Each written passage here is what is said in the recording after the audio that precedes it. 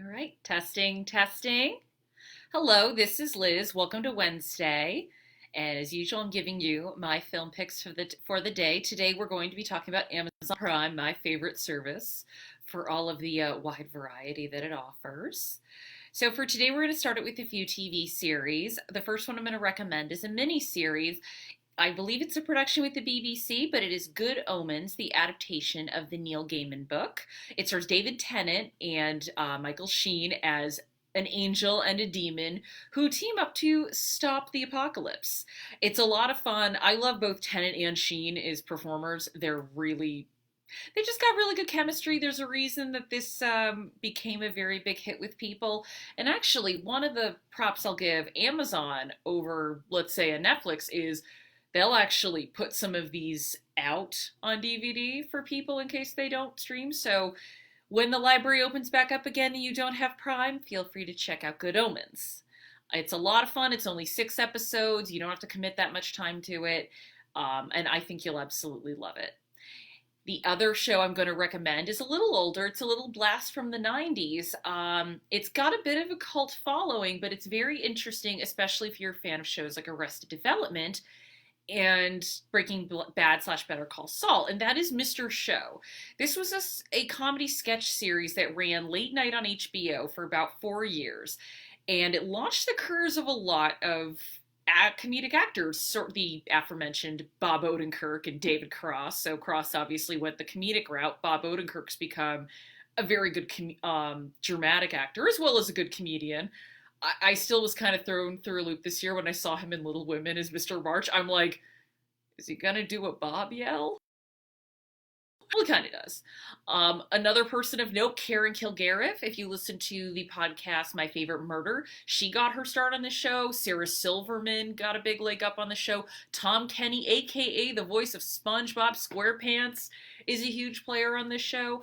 And overall, like, I still go back and watch old episodes. I think it has aged better than, let's say, SNL in the 90s because Mr. Show tried to not be super topical. They actually wanted it to have a bit more of a timeless feel.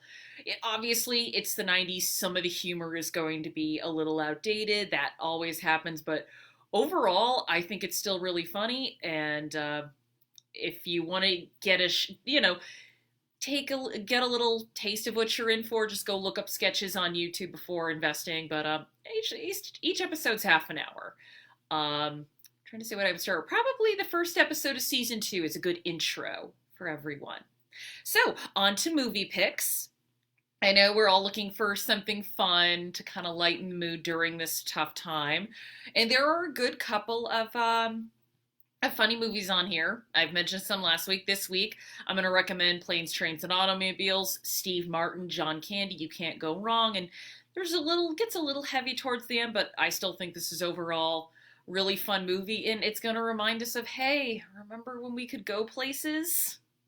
The other one I'll recommend is A Simple Favor. This came out 2018, and this is from director Paul Feig, who did The Heat, Bridesmaids. This is a little bit different from what he does. This is more of a dark comedy. It's got mystery. It's got a whodunit. I went with a friend. We just saw the trailers and said it looked fine, and it had Henry Golding in it, who's very pretty, and so that was another draw for us. But we both loved it. It keeps you guessing. There's great performances from everybody, and Blake Lively, I think she's gotten the short end of the stick from a lot of Hollywood because she's really funny, and I kind of want to see her in comedies more after this. The next one I'll give you is a Steven Soderbergh film. Yes, he's made a comedy. Logan Lucky. Great movie. It's a heist movie set in West Virginia. And if you liked Daniel Craig in Knives Out, the Southern Fried Benoit Blanc, you are going to absolutely love him in this. He plays I would say probably a crazier version of that character. Same accent. I mean, personally, if Daniel Craig just wanted to play Southern Fried characters for the rest of his career, I would totally take it. Up next on my current crusade to get everyone to check out the films of A24, I'm going to recommend 8th Grade. Came out in 2018, written and directed by Bo Berman. It's about a 13-year-old girl going through 8th grade in the time of Instagram, social media, and all the pressures that surround that. It's a little, I hesitate to say it instantly dates itself because I think all teen films, especially, become almost instantly dated, and that's because culture moves along and teen culture especially can move very quickly. But I think it's a very honest and you know, you feel very bad for, not bad, you feel very protective of the character. Usually, films like to portray teen girls as either angsty and sullen or complete monsters. And the main character, Kayla, played by Elsie Fisher, she's just a normal girl trying to figure things out. She's not super smart, snarky. She doesn't have a comeback for everything. She's not wise beyond her years.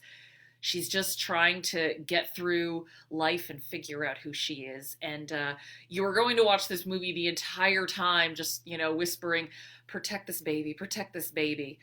Because you do. You start to care for her and you kind of just want to wrap your arms around her and go, oh, honey, it's going to be okay. Might even be a little painful depending on how far removed you are from high school. But it's a great movie and I'd recommend a lot of people watch it. We're going to go into classic territory now because Prime does have a fair amount of good classic films. The first is Harold and Maude. If you've never seen this movie, it's a great... I think this... I wouldn't say it's the first, but it's probably the earliest popular example of the quirky comedy. So it's...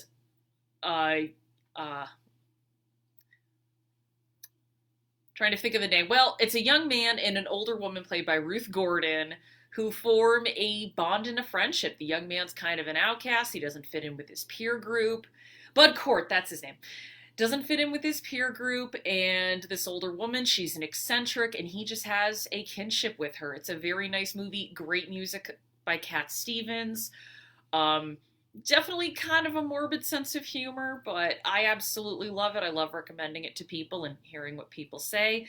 The next classic is Roman Holiday, the movie that won Audrey Hepburn an Oscar. I'm not going to say it's a classic movie, so it's definitely got something for everybody. And probably appropriate for everyone. However, that's not true of all classic films because, look at films like Breakfast at Tiffany's. We definitely know better than to do that Mickey Rourke role now. However, I overall think something like Roman Holiday, that's a crowd pleaser for everyone. You could even show like younger people that. And the last one I'll recommend is a movie I also really love, Terms of Endearment. I know that this movie, it has a reputation of being a chick flick. However, I've met plenty of men who like it. Two guys who hosted one of my favorite podcasts. There are two guys who are horror and sci-fi fans. They rewatched this movie and they're like, no, it holds up. It is really good. It is a movie about the relationship between a mother and daughter and the highs, the lows. Great performance by Shirley MacLaine. Great performance by Jack Nicholson. It is the essential you'll laugh and you'll cry movie. And I think it sometimes gets pigeonholed into chick flick or weepy or kind of forgotten and underpraised because of that. But I would say watch it. I think, there's always a good way to do that type of movie in a more schmaltzy way, and James L. Brooks, who wrote and directed this film, definitely tries to go for a more complicated picture between these two women. But watch it, have some tissues ready. And finally, we're getting to my forte, as I should say, the horror section. So obviously, I'm not going to recommend a movie like Chud to you nice people. There's a whole lot of stuff on Amazon Prime, which is schlock for me and me only.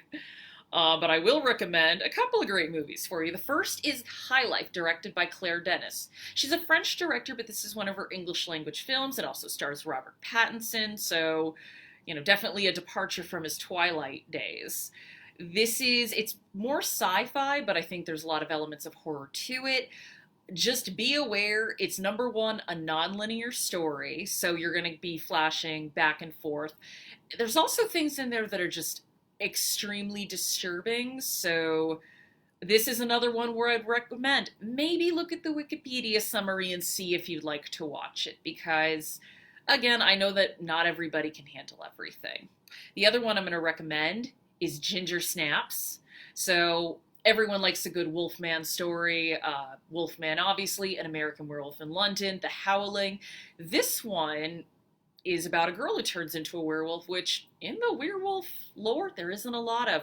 It's about these two sisters who love death. They have definitely very morbid interests. One sister gets bitten by a werewolf and starts to change. And what it is a metaphor for, high school girl starts to change, you can kind of go from there, but it's great. I think the effects hold up, and the lead, Catherine Isabel, is absolutely fantastic, and you will have a ball with this movie. The final movie I'm recommending is schlock, but it's, I guess I should say mainstream acceptable schlock, and that is Prom Night 2, Hello, Mary Lou. Have you seen Prom Night 1? You don't need to. This has nothing to do with that movie. It was actually supposed to be called The Haunting of Hamilton High, and the studio just said, slap Prom Night 2 on it. It's about a prom queen who, in 1957, died on the stage in a freak accident, and in 1987 comes back and possesses the body of another schoolgirl. Why? You'll see why. It's silly. It's absolute the height of 80s silliness, which is what I love. But it's a good 90 minutes. You're in and you're out. There's a couple of good effects. There's a couple of genuinely good scares. And as with all 80s movies, there's a level of ridiculousness that we all love.